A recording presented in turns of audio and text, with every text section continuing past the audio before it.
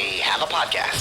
Diving deep into all things Texas, both on and off the field. Here's Sean Pendergast and Pro Football Hall of Famer, the General, John McClain. Welcome to Houtopia. All right, John, you ready to do a little pregame six-pack for the Texans and the Saints? Let's do it. All right, let's do it. We do a pregame six-pack. We give out our people, position groups, storylines, whatever the case may be, to get you ready for the Texans' next matchup. Week 6, NRG Stadium, New Orleans Saints coming to town. Noon kickoff. The game is on Sports Radio 610 and on TV on Fox. The spread as we speak is Saints minus 1.5. John, you are up first. What is your first bottle in the six-pack? I'm going to start with a player we talked about earlier, Dameon Pierce. The more he's in the system, the more he's going to learn it. And he's gone up against eight-man fronts more than any back in the NFL, 83% of his carries.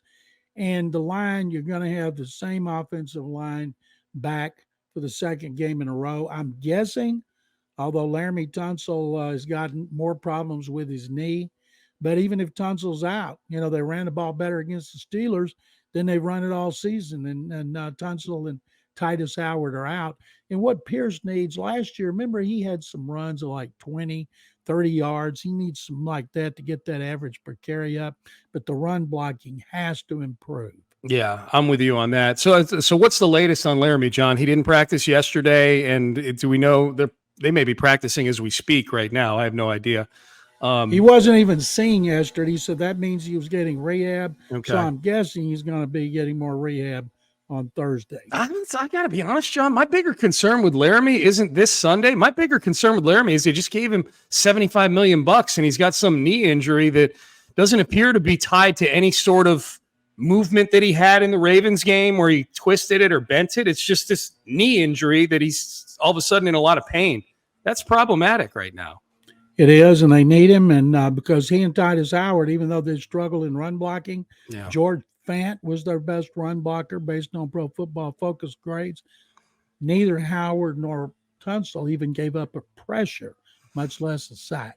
Okay. My first one in the six-pack, John, is going to be Dalton Schultz, who seems to finally be acclimating himself to the offense. Dalton Schultz good, and Dalton Schultz needs improvement. Two little subcategories in here. Dalton Schultz good is what they brought him in here to do, which is catch footballs. He had that go-ahead touchdown at the end of the Falcons game. He had 7 catches for 65 yards. He seems to be acclimating pretty well to the offense, and they're obviously, I think, going to be working the middle of the field quite a bit without Tank Dell out there. So the more that Dalton Schultz can become a guy who, along with Robert Woods and Nico Collins, helps C.J. Stroud move the chains, the better. Dalton Schultz needs to be better blocking if he's going to be on the field in this run game. He's got to improve that.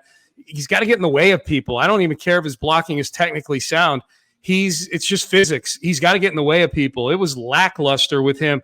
He was letting guys. He was a matador out there at times on Sunday against the Falcons. So Dalton Schultz, keep catching footballs. Dalton Schultz, you got to get your head screwed on right in this blocking game, son. What's scary about it is he's a willing blocker. He's just not good at it. Cowboys said that's not his specialty. You don't have him if you're expecting a guy to be a good blocker because he's just not. But like you were saying, get in the way, try to wall people off. You don't have to knock them backward or drop them on the ground. Just get in the way to seal, and he ought to be able to do that. Yep. What's your next one, John? My next one's Will Anderson Jr. Will is third in the league in pressures, I think third or fourth. He gets double teamed, third most in the league. He's got 1 sack. He's very active. It's time he started getting some sacks. This is the 6th game. Watt had 5.5 as a rookie. Anderson needs to get a couple of more. Right now, Jalen Carter, the Eagles defensive coordinator, is defensive tackles, is the runaway winner, favorite to be the NFL Defensive Rookie of the Year over Anderson, who was favored coming in. Well, it's time he flexes muscles, get to the quarterback. Derek Carr try to get rid of it quickly, but he's been known to hold the ball. Anderson's time he got another sack and break that streak he's got going. Yeah, Will still does things in games where you're like, okay, I can see why they took him with the 3rd overall pick. It's just that if you looked at the back of his football card right now, you're like, all right, we're 5 games in, he's got 1 sack. He's the advanced stats seem to really favor Will Anderson quite a bit, like win rate and pressure rate and double teamed all the time and stuff like that. But you're right. Like eventually none of those things get you into 2nd and 18, like that. Eventually he's got to get Derek Carr on the ground. That's a good one. My next one, John, is Jalen Petrie. And again, kind of like some good and bad with Petrie. You know, Petrie was involved in at least one of the turnovers against the Falcons. He recovered the fumble, I think, that Graylin Arnold forced. And so, is that two Baylor guys combining on that, John? Yeah. Okay, I just thought of that. But so Petrie, again, around the ball. You know, Petrie, since he's come back, they've had him around the line of scrimmage a lot against these teams that favor the run, and he's gotten into the backfield on some plays against the Steelers and against the Falcons. He's always going to do that. They're always going to move that chess piece up to the line, and he's going to get in the backfield. Petrie, and I'm kind of putting something the Texans did defensively on Petrie. Petrie's sort of the face of it for me because I know, according to the advanced stats, he allowed 95 yards receiving in that game, and I think a lot of that was from the tight ends. I don't think it's only Petrie's fault, but the tight ends for the Falcons had 14 catches for 176 yards. If Juwan Johnson is available in any of your fantasy leagues, pick him up based solely on that last week. He's the tight end for the Saints. But they can't be giving up that intermediate stuff and let the Saints go 7 for 14 on third down the way they let the Falcons go 7 for 14 on third down. So I'm using Petrie as just sort of an amalgam of really the linebackers and safeties having to tighten things up in that intermediate passing game and not allow the Saints intermediate receivers, tight ends, running backs, because Kamara is a threat out of the backfield too, to get those yards. One of the things about the Saints game, this Falcons game, when I went back and watched it, tight ends were open 2 or 3 times down the field, and I had no idea who was supposed to be covering them. And it's hard to know that when you don't know the call and the responsibility. Yeah. Could be like Petrie's on a guy and he passed him up, or Petrie blew it, but you just don't know. But yet those people still grade them based on what they think was supposed to happen. Mm-hmm. My next one, Sean, is, and I got this from reading your weekly column in the Houston Press, mm-hmm. where you do a great job. Thank you. And you had the Pro Football Focus ratings, and Blake Cashman is the number 1 linebacker in the NFL. Mm-hmm. Now, I would never have thought that. Watching him play, he's made some big plays, but he's not somebody that I would say is dominating. But in a game like this, where Carr's going to throw a lot to the running backs, Taysom Hill's going to be in there, and Cashman seems like a guy that would have to be all over Hill. I think he needs to have a really good game, and based on what Pro Football Focus says, he's been having great games. Well, now he needs to stand out even more. Yeah, he's been a playmaker for this team, John. He's been really, I can't believe he's number 1 on Pro Football Focus for all the linebackers in football. That's wild. That's wild to me. All right, my last one, John, and this is not a player or position group or anything like that, is I'm anxious to see what the invasion element is in the stadium on Sunday. This game, I believe, is sold out. This has become as Texans games go, this has become a tough ticket. This Saints game, and we saw with the Colts game was sold out mostly with Texan fans who were there excited about the season. The Steelers game was sold out with a ton of Steeler fans and obviously all the J.J. Watt energy. This is just some good old-fashioned geographic rivalry with New Orleans to the east, and here's Houston. A lot of Louisiana people live in Houston. It's easy access from there. They don't play here all that often. This is the first time in 8 years that they've played a regular season game here.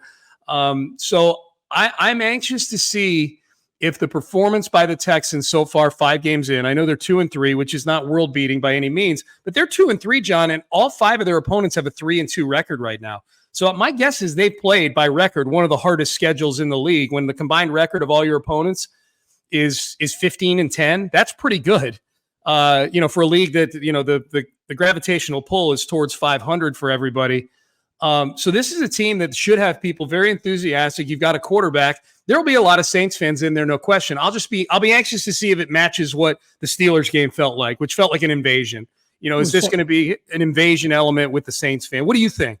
I think that Texans fans sold those tickets before the season. And I think Saints fans, based on what you just said, eight years between trips here, and so many of them live in this area. So many of them live all the way to Louisiana. It's such an easy trip for them. So, yeah, I expect to be an invasion of Saints fans, just like there were an invasion of Steelers fans. The Saints just won't be waving terrible towels to get more attention. And hopefully the Texans will send them home the way they did the Steelers fans very quietly.